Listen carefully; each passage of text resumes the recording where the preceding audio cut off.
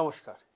Iran এবং America আর Israel এই যে যুদ্ধের পরিস্থিতির মধ্যে গোটা মিডল ইস্টের মধ্যে আকাশে অন্ধকারের ছায়া কিন্তু চারিদিকে ঢেকে পড়েছে। ইরান একদিকে মিসাইল ছুড়ছে আমেরিকা বিভিন্ন সেনা ঘাঁটিগুলোতে, এয়ারবেসগুলোতে, অপরদিকে আমেরিকা আর ইসরায়েল বোমা ছুড়ছে ইরানের ওপর। এই নিয়ে মনে হচ্ছে যেন তৃতীয় বিশ্বযুদ্ধের একটা বড় ছাপ কিন্তু দেখা যাচ্ছে। আর ইসরায়েল কি করেছে? ইসরায়েল ইরানের সর্বোচ্চ নেতা, হ্যাঁ আপনারা ঠিক শুনছেন, আয়াতুল্লাহ খামেনি, এই আয়াতুল্লাহ খামেনির ওপর, যিনি তেহরানে বসে মিটিং করছিলেন, সেই বিল্ডিংয়ের ওপর বোমা মেরেছে এবং বলা হচ্ছে যে 30টা মতো বোমা ফেলা হয়েছে।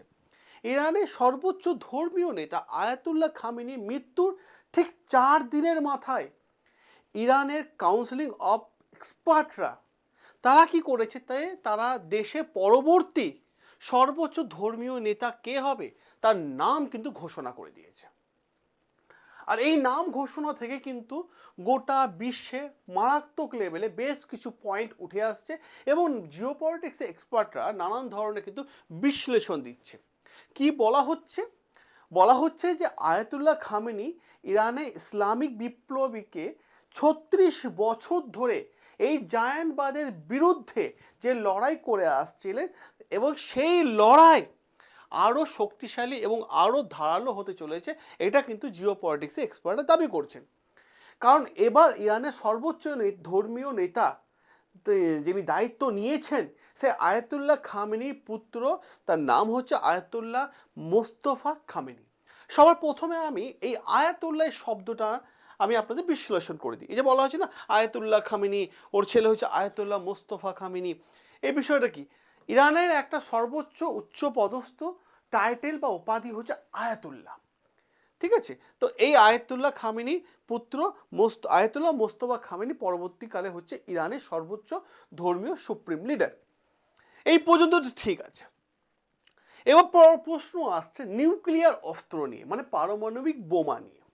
দেখুন, যে বিষয়টা আমরা সর্বপ্রথম আলোচনা করব, মোস্তফা খামেনি মানে ইরানের যে পরবর্তী সুপ্রিম লিডার, এই মোস্তফা খামেনি সর্বোচ্চ নির্বাচিত হওয়ার পর গোটা ইরান জুড়ে এক উদ্দীপনা শুরু হয়েছে এবং এক নতুন প্রত্যাশা কিন্তু শুরু হয়ে গেছে এবং মানুষ তাদের কাছ থেকে অনেক এক্সপেকটেশন রাখছে যে হ্যাঁ, হয়তো মোস্তফা খামেনি হয়তো ইরানকে নতুন একটা দিশা দেখাতে পারে এবং নতুন ইরান বানিয়ে দিতে পারে। এবং এই প্রশ্নটা গোটা বিশ্বে মিডল ইস্টে নিয়েও কিন্তু ছড়াছড়ি। দেখুন, এই মুহূর্তে যদি আমরা দেখি, এই মুহূর্তে যে ইরান এমন একটা জায়গায় পৌঁছে গেছে যে গোটা মিডল ইস্ট জুড়ে সে কিন্তু আক্রমণ কিন্তু করে যাচ্ছে। কখনো সৌদি আরবে তেলের খনিতে তেল উৎপাদন বন্ধ করে দিয়েছে, কখনো মিডল ইস্টে আমরা দেখতে পাই স্টেট অফ হরমোজ, যেটা ইরান বারবার দাবি করেছিল যে তাদের ওপর একটা মিসাইল হামলা হলেই স্টেট অফ হরমোজ বন্ধ করে দেবে। এবার ভাবুন, স্টেট অফ হরমোজ দিয়ে বর্তমান সময়ে কোনো তেলবাহী জাহাজ আর পেরিয়ে যেতে পারছে না। আর যদি তেলবাহী জাহাজ পেরিয়ে যেতে না পারে তাহলে কি দেখা যাবে? জিনিসপত্র দাম বাড়বে, কারণ তেল আর সেই দেশে যাবে না, জিনিসপত্র দাম বাড়বে। এখন 105 টাকা পেট্রোল, সেটা হয়তো আগামীকালে হতে পারে মানে 200 বা 300 টাকা লিটার হতে পারে। আর তেলের দাম যদি বাড়ে, যে সবজি জিনিসগুলো আছে সেই সবজিগুলো দাম বাড়বে, কারণ সবজিও তো একটা জায়গা থেকে আরেকটা জায়গায় মানুষ মানে ট্রাকে করে পরিবহন করে। বহরমপুর থেকে যদি মালদা কোনো গাড়ি যায় সেটা তো হেঁটে নিয়ে যাবে না, বা কলকাতা থেকে যে মুর্শিদাবাদ কোনো গাড়ি যায় সেটা তো হেঁটে নিয়ে যাবে না, গাড়িতে করে নিয়ে যাওয়া হবে। তাহলে গাড়িতে করে নিয়ে গেলে ট্রান্সপোর্ট চার্জেসও বাড়বে। তাহলে জিওপলিটিক্স আপনার আমার প্রত্যেকের জীবনে কিন্তু একটা অত্যন্ত গুরুত্বপূর্ণ একটা পয়েন্ট, এটা কিন্তু সবার প্রথম মাথায় রাখতে হবে। আর এই জন্য অবশ্যই আমরা থ্যাঙ্কস জানাবো আমাদের দেশে মানে প্রাইম মিনিস্টার নরেন্দ্র মোদীকে। কেন বলবো? তার কারণটা হচ্ছে যে আগে থেকে আমাদের দেশে 40 থেকে 45 দিনের মতো তেল রিজার্ভ করে রেখেছেন। স্যার, তেল রিজার্ভ করে রেখেছেন, অনেক অনেক ধন্যবাদ। যাতে ভারতের মানুষের গায়ে এক ফোঁটা আঁচ না পড়ে, তার জন্য আগে থেকে তেল মজুত করে রেখে দিয়েছেন। তো এখানে যে বিষয়টা দেখা যাচ্ছে, ইরানে পারমাণবিক নীতি নিয়ে নতুন একটা আলোচনা বা নতুন একটা অধ্যায়, যেটা আমরা এই ভিডিওতে আলোচনা করব। তার আগে আমি সকলকে বলবো, যারা ভিডিওটা দেখছেন তারা অতি অবশ্যই চ্যানেলটাকে সাবস্ক্রাইব করে নেবেন আর ভিডিওটাকে অতি অবশ্যই লাইক করে নেবেন। আপনাদের এই লাইক আমাদের একটা নতুন অক্সিজেন যোগায় এবং লাইক দেখে বুঝতে পারি যে কত মানুষ আমাদের ভালোবেসেছে, কত মানুষের কাছে ভিডিওটা পৌঁছেছে, এটা একটা আনন্দ দেয়, আর কিছু না। তাহলে আরও নতুন নতুন ভিডিও আপনাদের সামনে মনে হয় যে হ্যাঁ এটাও করে দিই, এটাও করে দিই, আপনাদের ইনফরমেশন দিয়ে দিই, এইটুকুই। তো আসুন আমরা বিষয়টা দেখে নিই। আয়াতুল্লাহ খামেনি, যিনি ইরানের সুপ্রিম লিডার ছিলেন, এই আয়াতুল্লাহ খামেনি ইসলামে আদর্শ মেনে একটা ফতোয়া জারি করেছিলেন। ফতোয়া মানে একটা ঘোষণা জারি করেছিলেন ইরানবাসীর উদ্দেশ্যে। তিনি বলেছিলেন যে পারমাণবিক বোমা তৈরি করা ইসলামের বিরুদ্ধে, এবং এই ফতোয়াটা জারি করেছেন কত সালে? 2005 সালে তিনি কিন্তু জারি করেছিলেন। এবং ইরানের সুপ্রিম লিডার হয়েছে কত সালে? 80-তে, 1980-তে। এবার প্রশ্ন হচ্ছে 1989 ক্ষেত্রে, ঠিক আছে, কারণ 1979 পর্যন্ত তো ইরানে রাজবংশ শাসন করছে, পাহলভির ডাইনেস্টি শাসন করছিল। এবার তিনি যখন সুপ্রিম লিডার হয়েছিলেন 2005 সালে স্টেটমেন্ট দিয়েছিলেন যে পারমাণবিক বোমা তৈরি করা ইসলামের বিরুদ্ধে। কিন্তু এই আয়াতুল্লাহ খামেনি মৃত্যুর পর কেন প্রশ্নটা আসছে এই পারমাণবিক বোমা তৈরি করার জন্য? তার কারণ হচ্ছে এই আয়াতুল্লাহ খামেনি মৃত্যুর পর নতুন নেতা নির্বাচনের মধ্য দিয়ে বলা হচ্ছে যে ইরান একটা নতুন যুগের সূচনা করে দিল, ইরান একটা নতুন অধ্যায়ের সূচনা করে দিল। এই জায়ান্টবাদের বিরুদ্ধে যে লড়াই চালাচ্ছিল ইরান এতদিন ধরে, সেটা হয়তো আরও শক্তিশালী এবং আরও মজবুত হতে চলেছে, এটাই ইরানবাসী দাবি করছে। দেখুন, আমি আপনাদের দুটো জিনিস খুব ভালোভাবে বুঝিয়ে দিই যে জায়ান্টবাদের বিরুদ্ধে লড়াই, প্রত্যেকটা দেশে একটা করে কোর থিঙ্কিং থাকে যে এই দেশ ভালো, ওই দেশ শত্রু, এরকম কোর থিঙ্কিং থাকে। তো আগে থেকে ইরান থেকে চিন্তাধারা ছিল যে ইসরায়েল শত্রু দেশ, এরকম মনোভাবপূর্ণ কিন্তু আগে থেকে কিন্তু ইরানের মধ্যে ছিল। অপরদিকে ইসরায়েলের মনের মধ্যেও আগে থেকে কিছু না কিছু ছিল। এবার প্রশ্ন হচ্ছে এই জায়গায়, আমি কারো সাপোর্ট নিয়ে কথা বলি না, ঠিক আছে, আমরা যা আর্টিকেল আছে সেই ইনফরমেশনটা আপনাদের দেওয়া আমাদের কাজ। ও যারা সাপোর্ট নিয়ে কথা বলে তারা মানে সেই সব চ্যানেল আপনারা দেখতে পারেন, কোনো অসুবিধা নেই। এবার আমেরিকা এবং ইসরায়েল এই নিয়ে বলি, দেখুন আবেগ দিয়ে যুদ্ধ জয়লাভ করা যায় না, কারণ আমেরিকার কাছে আছে টেকনোলজি, ইসরায়েলের কাছে আছে মুসাদ, বিশ্বের সব থেকে বড় বলা হয়ে থাকে গোয়েন্দা দপ্তর। তো এই দুটো মার্চ করে এরা আমেরিকা এবং ইসরায়েল মিলে ইরানের উপর হামলা করেছে। ইরানও কিন্তু পিছিয়ে নেই, ইরানের কাছে আছে ভয়ঙ্কর মিসাইল, সাথে আছে ইরানবাসী মনোবল, এবং ইরানবাসী একটা জিনিস তারা মাথা নত করবে না, এটা কিন্তু আগে থেকেই তাদের সুপ্রিম লিডার ক্লিয়ার বার্তা দিয়ে দিয়েছিলেন কাকে? আমেরিকাকে। আর আমেরিকা এবং ইসরায়েল এই মোস্তফা খামেনির সর্বোচ্চ নেতা নির্বাচিত হওয়ার পর বলা হচ্ছে, ইরান বলছে যে আমেরিকা নাকি কম্পিত হয়ে গেছে, ভয় পেয়ে গেছে, এরকম নাকি দাবি উঠাচ্ছে। ওই শুরুতে আপনাদের বললাম না যে ইমোশন দিয়ে কখনো যুদ্ধ জয়লাভ করা যায় না, বা চিন্তা ভাবনা দিয়ে যুদ্ধ জয়লাভ করা যায় না। যুদ্ধ জয়লাভ করতে গেলে দরকার হয় টেকনোলজি, কোন দেশের কাছে কত মিসাইল আছে, কি মিসাইল আছে, এবং যাকে আক্রমণ করা হচ্ছে তার থেকেও কি বেশি স্ট্রং মিসাইল আছে কিনা, সেইটা দিয়ে কিন্তু যুদ্ধ জয় করা যায়। কারণ ইরান পারমাণবিক শক্তি তৈরির রাস্তার থেকে আর পিছুপা হবে না, এমনটাই দাবি করছে জিও পলিটিক্সের এক্সপার্টরা। কারণ এই মোস্তফা খামেনিকে নিয়ে বেশ কিছু প্রশ্ন কিন্তু উঠে আসছে। কি উঠে আসছে? এখন এমন একটা খবর আছে যে খবরটা নিয়ে গোটা পৃথিবীতে শোরগোল হয়ে গেছে। কারণ মোস্তফা খামেনির নাম আলোচনা আসার পর একদিনের মাথায় তাকে বলা হচ্ছে যে হত্যার চেষ্টা করতে পারে আমেরিকা এবং ইসরায়েল, এমনটাই কিন্তু দাবি করেছে ইরানের গোয়েন্দা দপ্তর।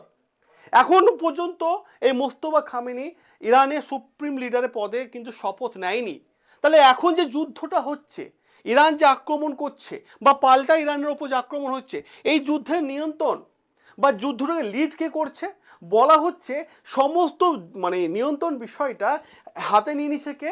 ইরানের গোয়েন্দা দপ্তর এবং সেনাপ্রধান, ডিফেন্স সিস্টেম, এরাই কিন্তু মারাত্মক লেভেলে অ্যাক্টিভ হয়েছে এবং যুদ্ধের পরিধি তৈরি করছে। আর এই যে বলা হচ্ছে যে মুস্তাফা আলী খামেনির ওপর যে হামলা হতে পারে, এই হামলার জন্য মানে ইরান দাবি করছে যে তাদের গোয়েন্দা দপ্তরের কাছে বড় তথ্য এসেছে এবং এই হামলাতে আমেরিকা সিআইএ নাকি মানে অভিযোগও করা হয়েছে, এরকম ধরনের নানান তথ্য মানে আসছে। যদিও তথ্য কোনো সত্যতা এখনো পর্যন্ত কোনো আর্টিকেল আমি দেখতে পেলাম না যে এরকম কোনো আর্টিকেল এসেছে। কারণ বিপ্লবীরা মৃত্যুকে ভয় পায় না, প্রশ্ন এইটাই শাহাদাতকে গর্ব করে, শহীদ হওয়াটাই গর্ব করে বোধ করে, এটা একটা বড় বিষয়। অপরদিকে যদি আমরা দেখি আজকে গুরুত্বপূর্ণ জায়গা আদর্শের প্রশ্ন নিয়ে যদি দেখি, যদিও আয়াতুল্লাহ খামেনি মৃত্যু হয়েছে আমেরিকা এবং ইসরায়েলের যৌথ হামলায়, এমনটাই দাবি করা হচ্ছে, কিন্তু বিশ্বে বেশ কিছু মিডিয়া দাবি করছে যে ওনার মৃত্যু হয়নি। এগুলো নিয়ে এখনো পর্যন্ত মানে আমি দেখছিলাম যে আর্টিকেল অনেক আলোচনা বিষয় রয়েছে। এখনো দাবি করা হয়েছে যে আমেরিকা এবং ইসরায়েলের হামলায় যে 30টা বোমা নিক্ষেপ করা হয়েছে তেহরানে আয়াতুল্লাহ খামেনি অফিসে, সেখানেই আমেরিকা এবং ইসরায়েলের হামলায় আয়াতুল্লাহ খামেনি মৃত্যু হয়েছে। কিন্তু ইরানে আইডিওলজি আছে যেটা হচ্ছে লড়াইয়ের ময়দানে কখনো তারা থামবে না, এটা তাদের আইডিওলজি আছে। কারণ তারা মনে করে যে মানুষের মৃত্যু হলেও ওই আয়াতুল্লাহ খামেনি আদর্শ কখনো ইরানি জনগণের মন থেকে কখনো সরে যাবে না। এটা কিন্তু ইরানবাসী বারবার দাবি করছে। কিন্তু আমি আবার আপনাদের বললাম, ইমোশন দিয়ে যুদ্ধ জয়লাভ করা যায় না। যুদ্ধ জয়লাভ করতে গেলে দরকার হচ্ছে প্রপার প্ল্যান এবং স্ট্র্যাটেজি এবং টেকনোলজি। কার কাছে কত মিসাইল আছে, কার কাছে কত মিসাইল আছে।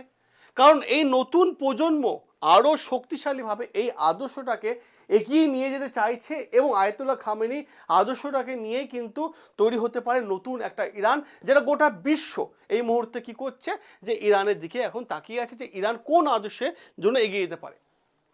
এবার যদি আমরা প্রশ্ন আসি, ইরানে এই যে আয়াতুল্লাহ খামেনির ছেলে মোস্তফা আলী খামেনি যে সুপ্রিম লিডার হলো, এটা নির্বাচিত কিভাবে হয়েছে?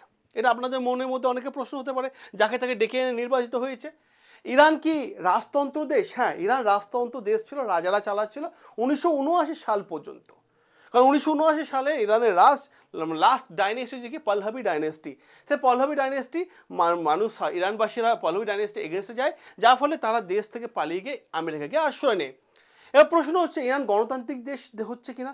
দেখুন, ইরানে জনগণ ভোট দিয়েছে কিসের জন্য? প্রেসিডেন্ট কে হবে সেটা নির্বাচন করার জন্য, আর পার্লামেন্টে কোন কোন মেম্বাররা যাবে সেটা নির্বাচন করার জন্য। এছাড়াও 88 জন বলা হয় সদস্য অ্যাসেম্বলিতে এক্সপার্টের জন্য পাঠানো হয়, সেটাও কিন্তু 8 বছর মেয়াদ থাকে। কিন্তু সুপ্রিম লিডারের জন্য কখনো ইরানে ইলেকশন হয় না। এটা কিন্তু ইরানে একটা থিওরি। যখন ইরানে এরকম একটা থিওরি আছে, ঠিক সেই সময় বর্তমান সময় দেখা যাচ্ছে এই আয়াতুল্লাহ আলী খামেনি, যিনি 36 বছর রাজত্ব করেছেন, ইরানের সুপ্রিম লিডার ছিলেন, সেই সুপ্রিম লিডার মৃত্যু হয়েছে। তাহলে এই মুহূর্তে অ্যাসেম্বলি থেকে নতুন কোনো ভোট নির্বাচন করা হবে যে কে পরবর্তীকালে সুপ্রিম লিডার হবে? এরকম কি কোনো ভোট নির্বাচন করা হবে?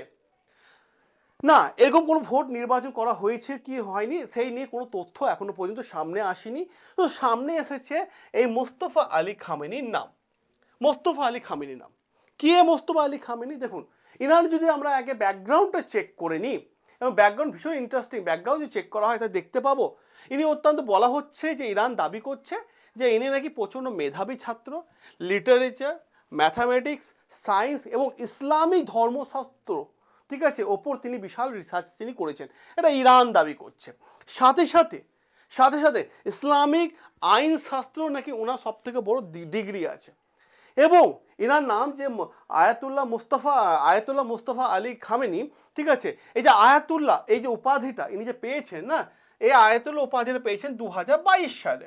বললাম না আমি আপনাদের শুরুতে যে আয়াতুল্লাহ হচ্ছে একটা উপাধি যেটা ইরান থেকে দেওয়া হয়, সর্বোচ্চ উপাধি।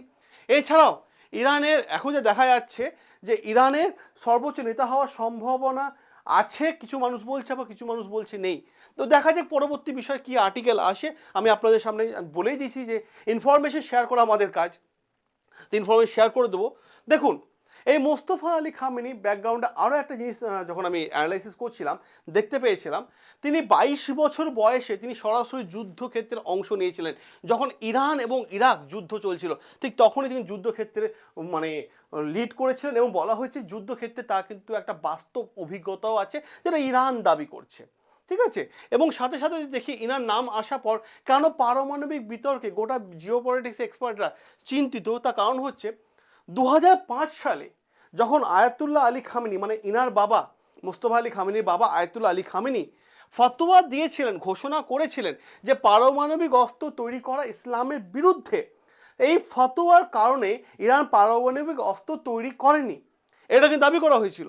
এবং বর্তমান সময়ে দেখা যায় ইসরায়েল এবং আমেরিকা বারবার বলেছিল যে যেহেতু পারমাণবিক বোমা তোমরা তৈরি করছো না বলছো, তাহলে ইউরেনিয়াম এনরিচমেন্ট করছো কেন, যেটা আমেরিকা বারবার উদ্দেশ্য ছিল, বারবার বলে এসেছে। এটা একটা বড় প্রশ্ন জায়গায় উঠে আসে সবার দিকে। এবং সাথে সাথে যদি আমরা আরও একটা গুরুত্বপূর্ণ দেখি, এই আয়াতুল্লাহ মোস্তফা আলী খামেনির ইনার যে শিক্ষক ছিলেন, শিক্ষক ওনার নাম ছিল মোহাম্মদ মুজাহিদি।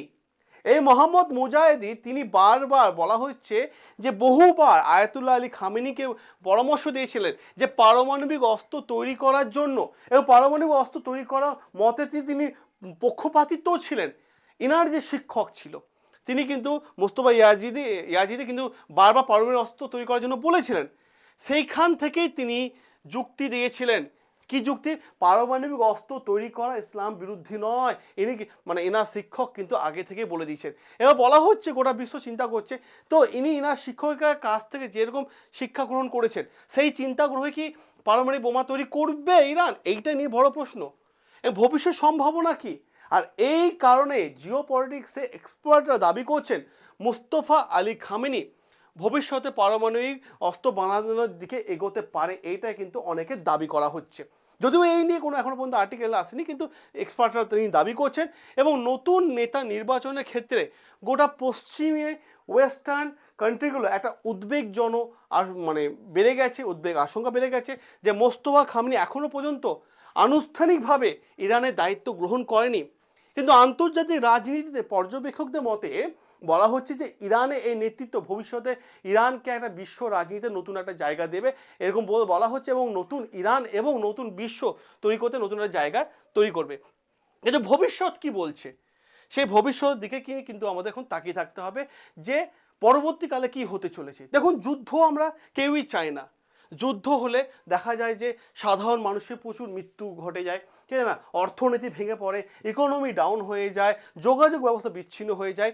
তো বর্তমান সময় ইসরায়েল এবং আমেরিকা, অপরদিকে ইরান, এই যে লড়াইটা শুরু হয়েছে, যে এদের সঙ্গে তাহলে আরও কি কোনো দেশ যুক্ত হতে পারে?